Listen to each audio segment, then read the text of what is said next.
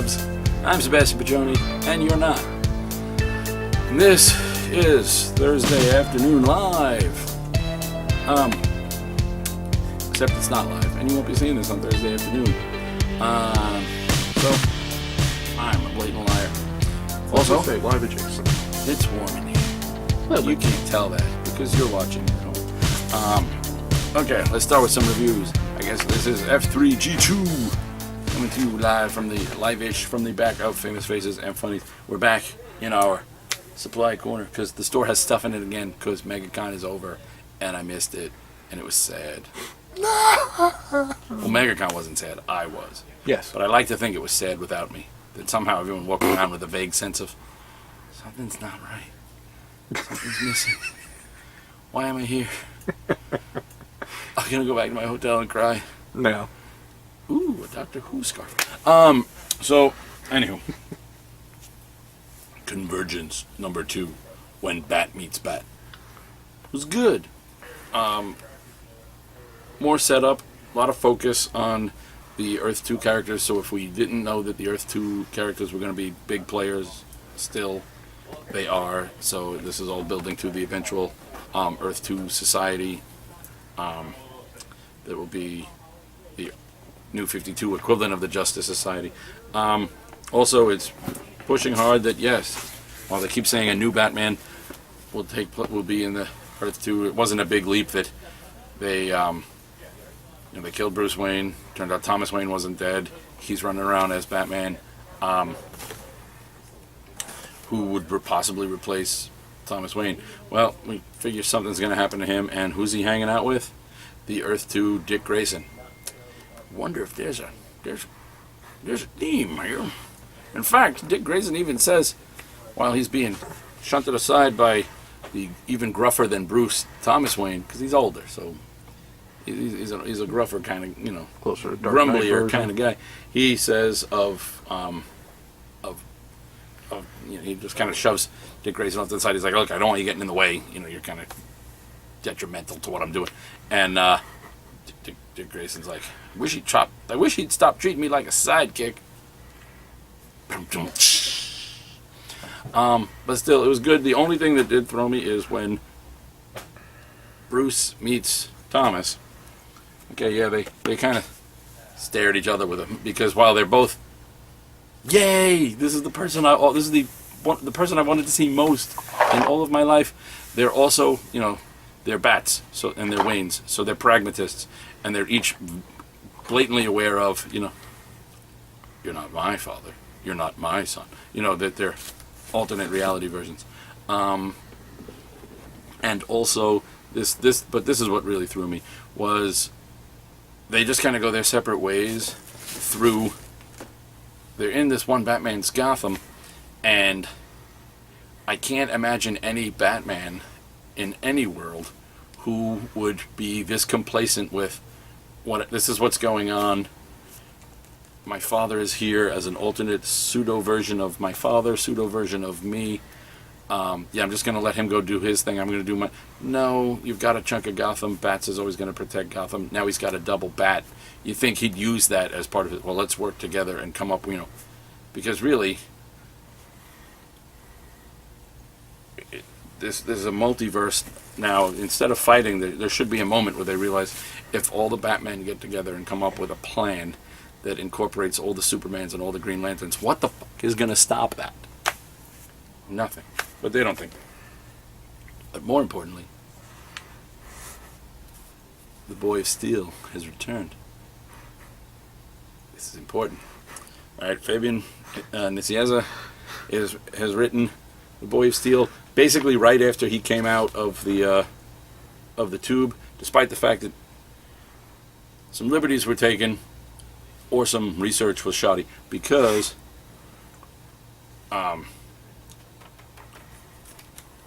she wasn't there yet at that point, at that stage in his career.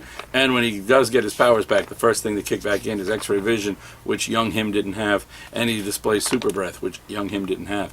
But I'm fine with that because it's the real Superboy. And also because this is the single greatest thing ever. Because friend to the show, friend to me, and friend to the store, Carl Moline, drew this. So it's gorgeous. All right, Carl drew this, and Jose Marsden Jr. did the inking. And what did Carl do? Because he's so cray-cray. Look, Superboy, all sad he doesn't have his powers. Then he gets his powers back. And he flies away. And who should he happen to fly past? Oh, that's right. Here, magic hands, help me line this up. Run, don't walk to your local comic shop, because I am now part of the of the DC Universe.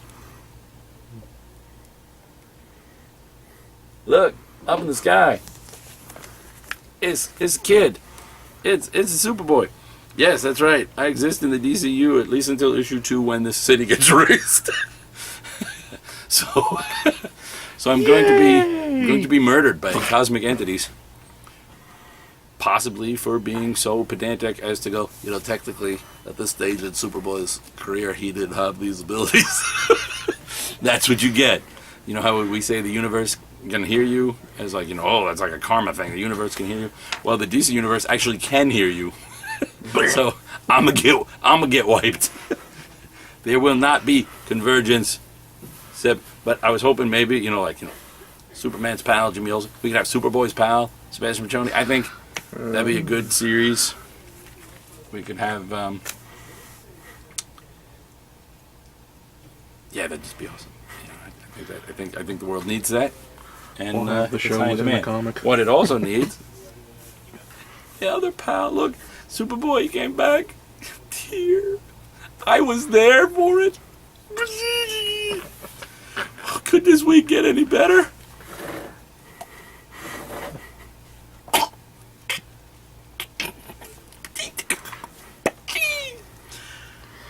They gave me the Justice League International. Ron Mars wrote it. Mike Manley drew it. Because what's more manly than Mike Manley? Fucking Blue Beetle.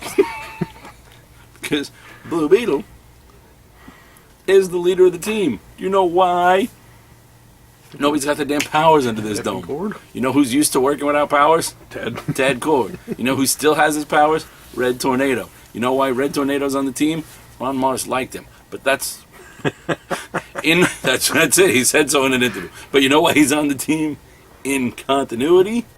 Continuity. I thought DC said they were getting away from that. Shut up. Don't you ruin my happy moment. I've got he doesn't know it, but because I was given a dialogue line because of Carl's clever placement, Fabian Nicieza doesn't know this, but he was one of my favorite writers back in the day. He wrote me. I have dialogue. I say the iconic look up in the sky.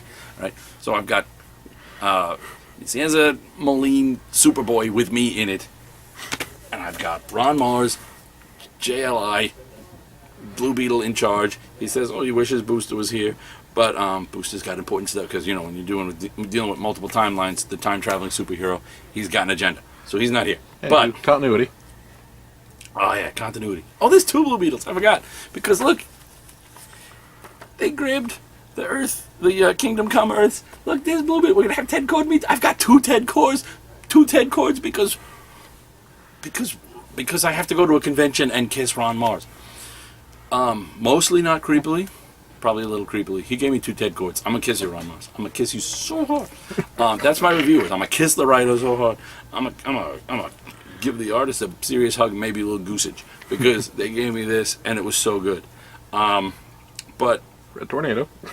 Yeah, he gets Red Tornado and fixes him up because they still have tech, and Ted's still a genius, so he's able to, even though all the powers have been turned off, he's able to jumpstart Red Tornado's powers again by tweaking the tech, because originally the dome turned off even his powers, but Ted's like, so it's like Red Tornado 0.02.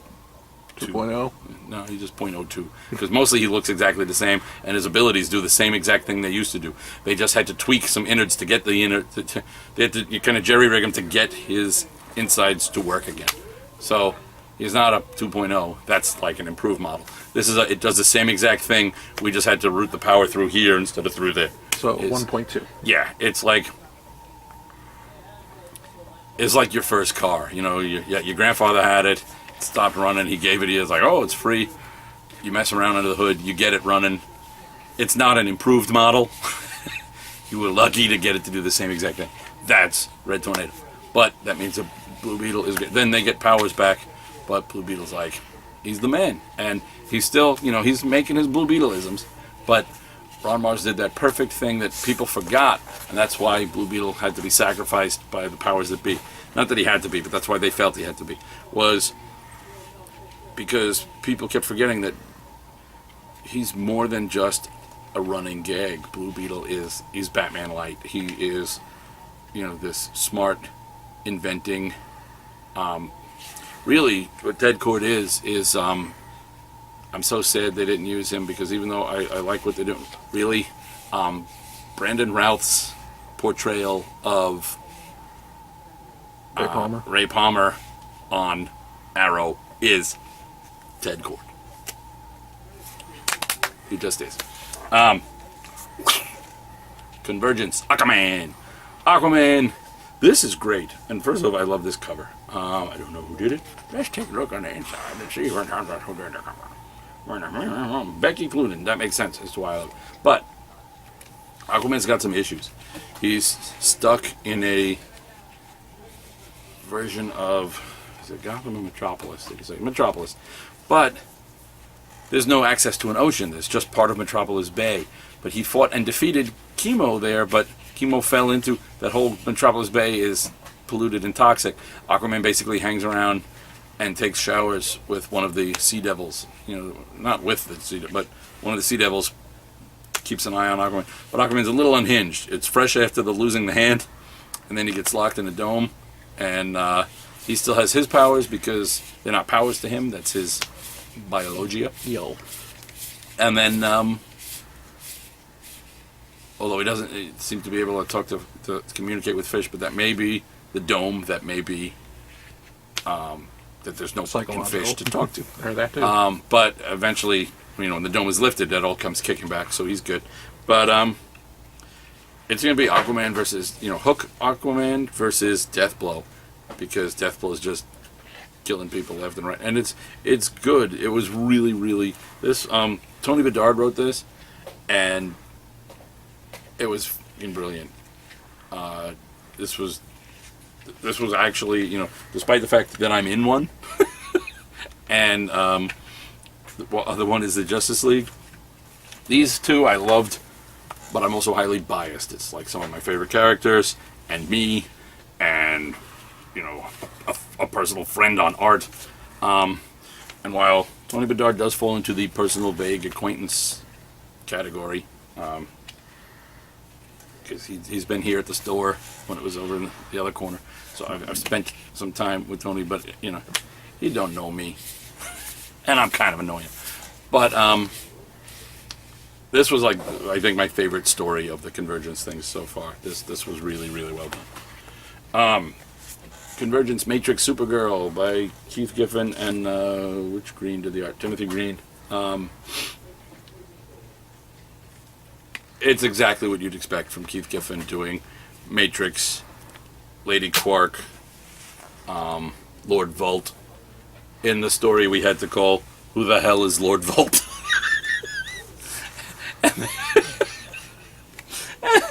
And then, of course, Ambush Bug shows up. So, it's exactly what you'd expect. Fourth wall breaking.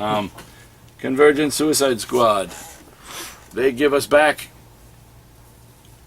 the real Amanda Waller, but they still made her that year in the dome. You know, she's been working out a little. She's still thick, but she's not. They didn't have it in them to give us back the real wall. Yeah, the wall, the Amanda Waller that looks like my cameraman. Just shorter and a lot less bearded. Other than that, they're like the same person. He is also badass and harsh, and the only reason I do this show is if I don't, he will detonate a bomb he had implanted in my brain. Personally, I don't see how it'll make a difference, but, you know, I don't want to ruin all the inventory. Something to do on the weekends. Yeah, but you've got Oracle in here, you've got who you got. Who you got? You've got Oracle, you've got original Deadshot and Captain Boomerang, and then their team is comprised of, they put on some heavy hitters because they're going to have to fight some big time types. They're going after Kingdom Come Green Lantern. But they've got an alternate world Lex Luthor with a yellow ring. Looks more like the Guardian kind than the Sinestro kind. They've got Cyborg Superman. They've got Black Manta. Original Cyborg Superman? Original Hank Henshaw.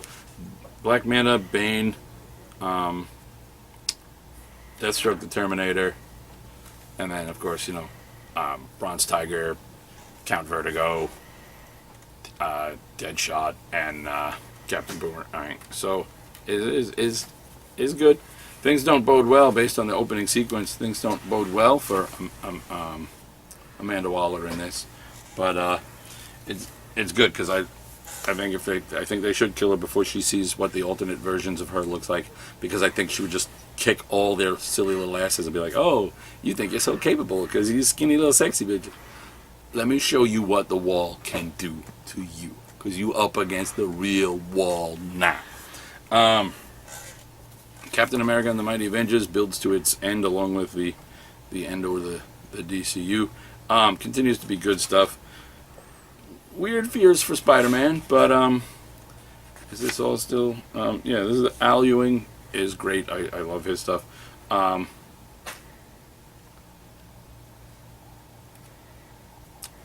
What's she calling herself now? Spectrum, formerly Captain Marvel. Monica Rambeau is she's badass. Oh yeah, She's good. Aspiel and Wade's The Fox for the Dark Circle comics. I believe they used to be Red Circle, but now they're Dark Circle. Circle got dark. But The Fox is still rather silly.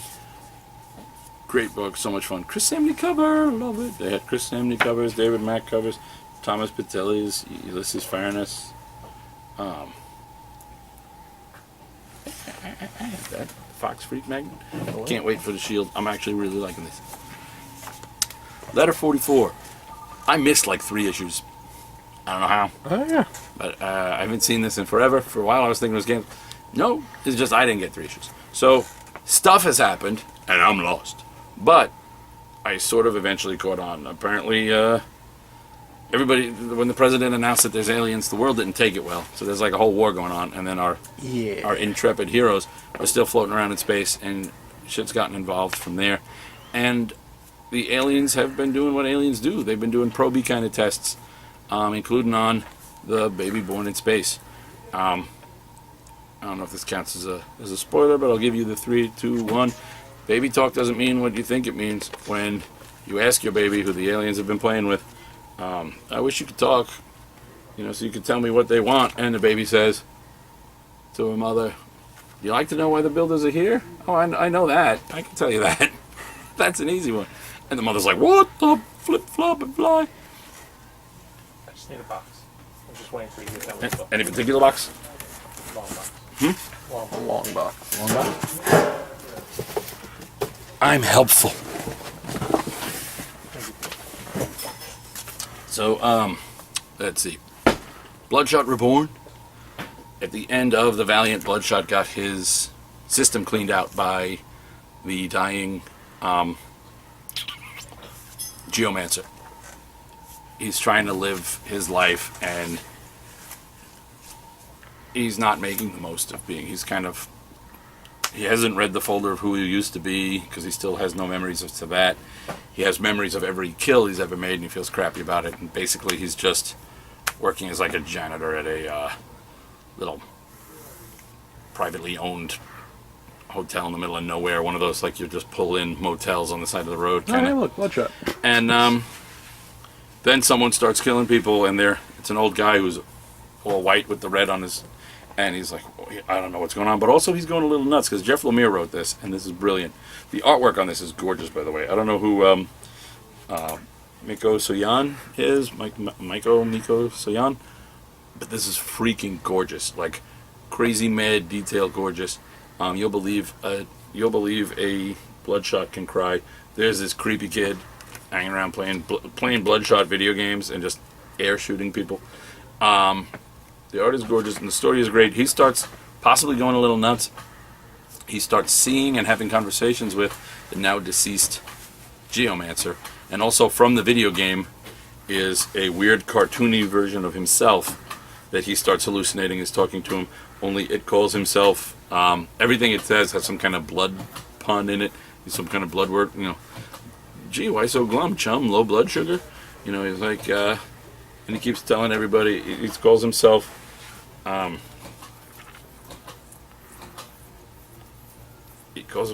Blood Squirt. It's me, your tiny bloody buddy. It's me, Blood Squirt. So he starts hallucinating them, and they're kind of getting him back on track of, you may not be Bloodshot, but you're not just a sit around and fix squeaky doors guy. You're a get shit done guy. Sixth Gun, Dust to Dust. Oh, Bill John. Bill John O'Henry is still on a quest to try and save his daughter's life. She's got the sickness and she's dying, and it ain't going well for him either. He does find a bunch of traveling like freak show, and one of them includes this immortal girl, and she happens to be wearing a amulet covered in Ankhs, the Egyptian symbol of life. We suspect that it's something to do with the immortality. But his attempt to rob them doesn't go as well as he'd hoped, because you can't really act like a ruthless killer if you're Bill John and you're really not a ruthless killer.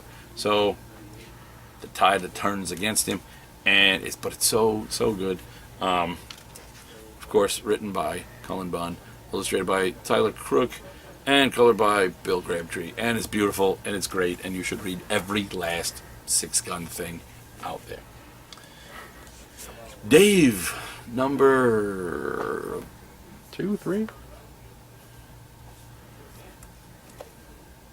3, issue 003. It's good. He starts to bond with his recently built son.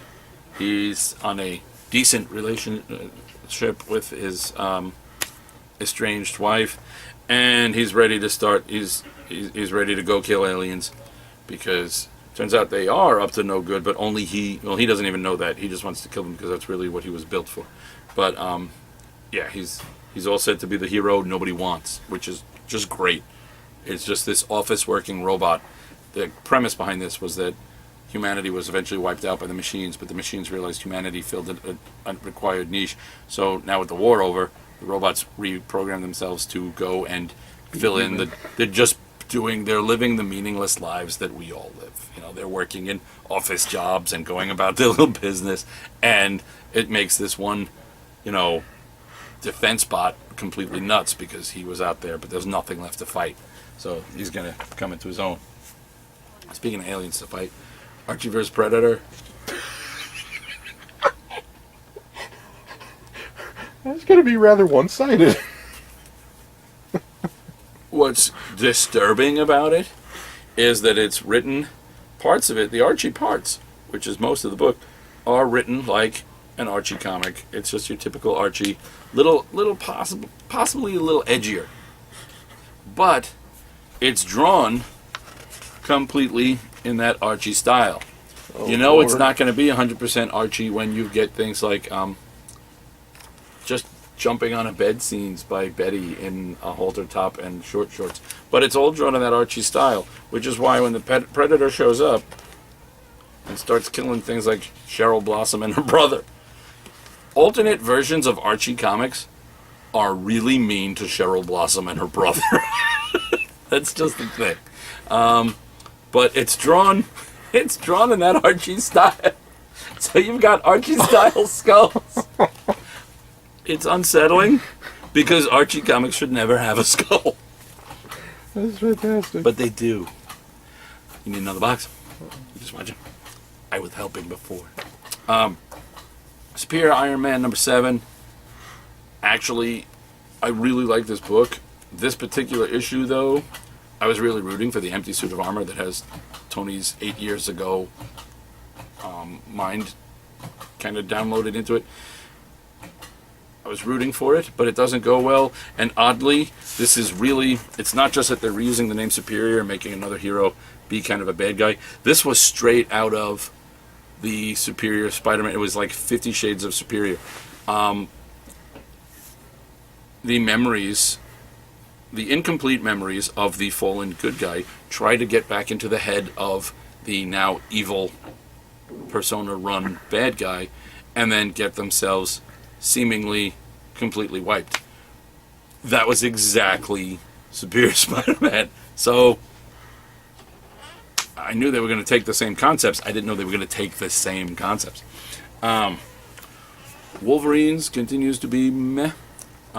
This one's not a Charles Soule issue, so I'm okay saying that. They've started drawing Daken different, so he really just looks like a one-armed Logan. So they got rid of the hair and they gave him the somehow, like, between issues he grew sideburns. I don't know. It's okay. Yeah, they're very hairy. Uncanny XMen. This was great. This was Uncanny XMen number 33. Bendis writing as he nears an end of his X run. Chris Anka on the art, and it was so good. It was Kitty and Magic on Monster Island, finding it's a heartbreaking little story, really, but it was done so well that it was just really powerful and really good. That's my whole review. Is this little girl mutant and her story break my heart, and then the rebonding of Kitty and some of the expressions. I mean, all of the art is really nice, but this Anka person gets, like, this page right. This, just look at that expression. Just look at around Kitty's eyes, and you know exactly that's just a great face, and just that kind of expressive, emotive quality just really made for a great read. Thor number 7 may have told us who the new Thor is. If so, I'm cool with that. No idea who that person was, but apparently I'm supposed to. And if you read Thor comics of late, you may know who this person is. I don't always read Thor comics, but I've been reading for this. Art-wise, great. Story-wise, so Russell Dorderman on art, Jason Aaron on words is great. Thor works. As a girl, they bring in, there's a lot of girl power. Thor and his mother get together a team to come help out. Well, Odin's son now, I guess. Odin's son and his mother go and get an army to back up the new Thor, who doesn't exactly have Odin's blessing. For reasons that are, well, in comic-wise, they don't really get much into it. Out of comic-wise, it's, yes, Marvel is very strong on the diversity and female cat, but yeah, Thor goes and gets this entire female army. It's an odd image of just like every, this entire girl power army, and then bare-chested Thor with a spear. Well, no, I mean with his axe just drawn at an angle, so the foreshadowing, the foreshortening makes it look speary. But yeah, it's this all female army led by the god of testosterone. Black Vortex just about wraps up in Legendary Star-Lord number 11. It'll be wrapped up in Black Vortex Omega. It's good. Kitty takes the Kitty hasn't gotten this much love since Claremont. Bendis must have as big a thing for Kitty as Claremont did, because she's the heart, she's the soul, she's the brains, she's even occasionally the brawn of the X-Men right now, and now she's like all of that for like 3 teams in space. So Kitty gets to shine. I had a crush on Kitty as a teenager. I really did. Not lying. It's sad that I'm one of those people that had a crush on a fictional character at an age that ended with teen, but I did. I don't know what to tell you. Sabrina number 2 is creepy. And finally out. Faceless. And yeah, out so long I barely remember the first one. let's just mostly go with creepy and faceless. She gets a new teacher, and it doesn't promise to end well. Joins Faber. Wow, can't anybody have a name I can say ever? No. I guess not. Jay Farber, Brian Joins, and Ilias Kriazis. What? I can't help that everybody has really specific names. They're the creative team behind this book that I love. It is a bunch of seriously flawed heroes who have been infiltrated by the tag team of a villain in the guise of a hero and his accomplice, who is a police detective with an axe to grind, and they're trying to find out what the secrets are that these heroes are keeping. And they've got some pretty interesting and varied secrets. This issue, though, is more, while it moves that plot along, it's a great issue of actual, superheroics and fighting bad guys. And really, it's just fun. A fun take on the superhero tropes, really. Ms. Marvel, number 14. Why do I have to review this for you? This book is great. The art on this, who does the art here? Takeshi Miyazawa, and of course it's written by G. Willow Wilson. But this book is great. This, if you're not reading this, you're completely missing out. I get so caught up. I'm like not just a teenage comic fan again when I read this. I actually go so far as I would have to say I'm like